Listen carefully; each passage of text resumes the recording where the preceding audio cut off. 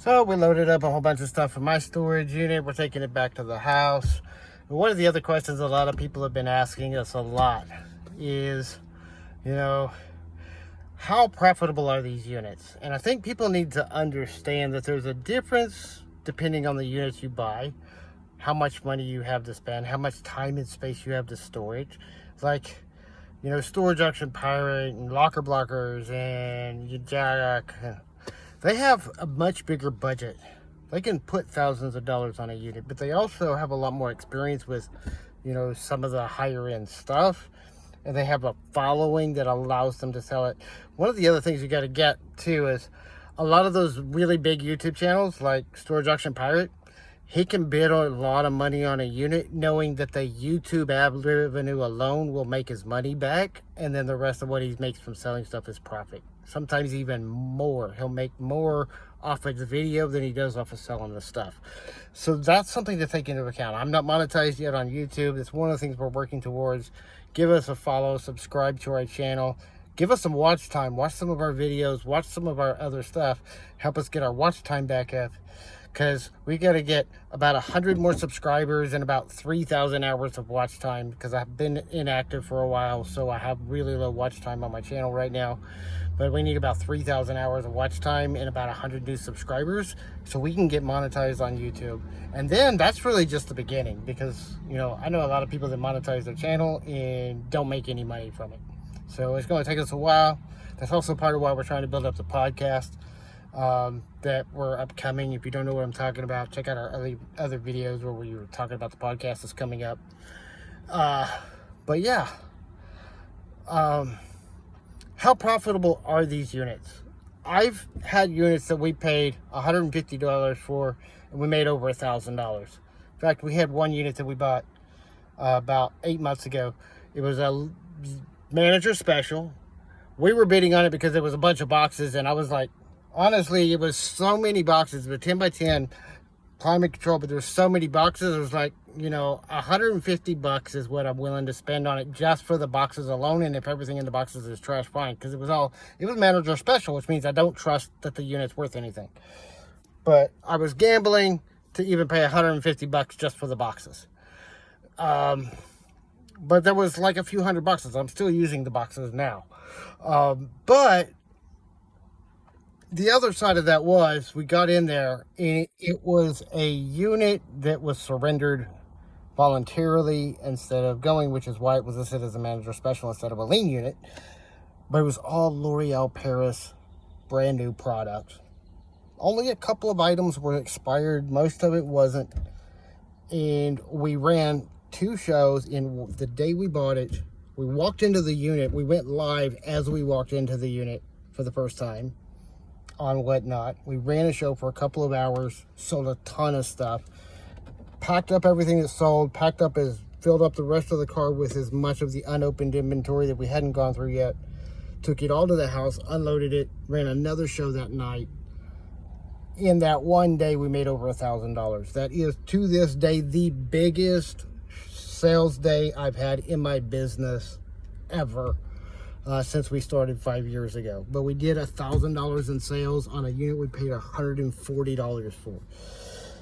Now, the flip side of that is I've had units we paid $300 for, and we sold everything we could sell out of that unit and made about $400. So there's a bit of a gamble.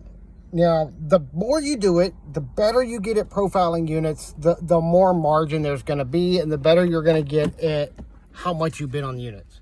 But that's something we just learned through experience. How did we learn it? By overpaying for units. And I always tell people, there's really no such thing as a bad unit. There's units that people overpay for. That's where you lose money, is when you overpay for the units. But they're not necessarily bad units. I've bought $5 units that were full of trash and made hundreds of dollars off of. I've also paid hundreds of dollars for units and I barely got my money back.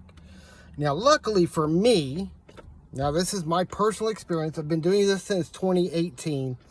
I have yet to lose money on a unit.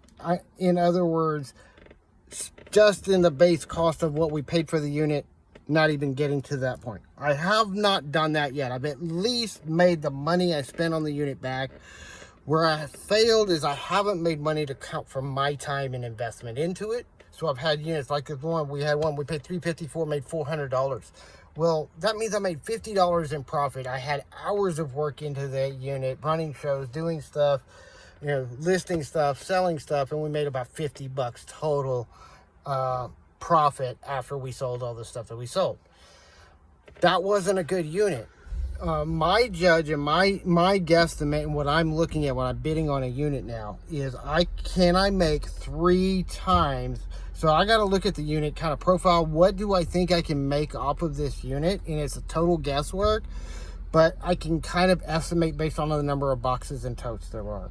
I can kind of estimate, like I was taught by Storage Aqua Pirate, you want to estimate about $10 to $20 per box. So if I go about 10 to 15 to $20 per box, count up how many boxes I can see, I'm going to guesstimate an average of $15 to $20 per box. Some boxes are going to be worth a whole lot more. Some of them may not be worth the fucking paper they're printed out of.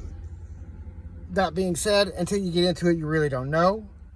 We do look for, are there any items out that we can see that can be worth, that's the best units, or whenever I can find 1 or 2 items in the unit that I can see that I can sell for what I'm bidding.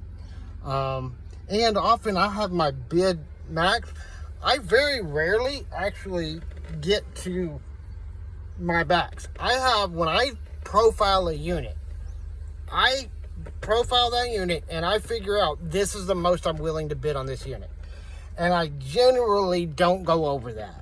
I have a couple of times, and I've usually gotten myself in trouble when I did. I had one time that I went over that and it worked out in our favor, sort of, and that was only because of the things that happened on the back end. That was our Lexington unit. We went about double what we decided we wanted to bid on it, and it wound up being worth a whole lot more than that. We lost money on that one because I wrecked my truck hauling that unit. Lost my truck, lost my trailer. We just got a truck back a couple of weeks ago. But that's one of the things that we're looking at when we're looking at units is, you know, the bid ability. How much do we think we can get selling it? And since I started selling on Whatnot, I'm looking at units differently because I'm wanting smaller items. I'm wanting items that I can ship. I'm wanting items that are lightweight. I'm staying away more from units with lots of... Doesn't mean I won't bid on a unit with any furniture, but I'm less likely to bid on a unit with a lot of furniture than I am one with maybe a few pieces of furniture and a whole lot of good-looking boxes. So we'll go into more bidding strategies and more things that we look at when we're profiling units in a later unit. And I even have some videos on the channel where we actually did some live profiling of units. So you can go look those up as well.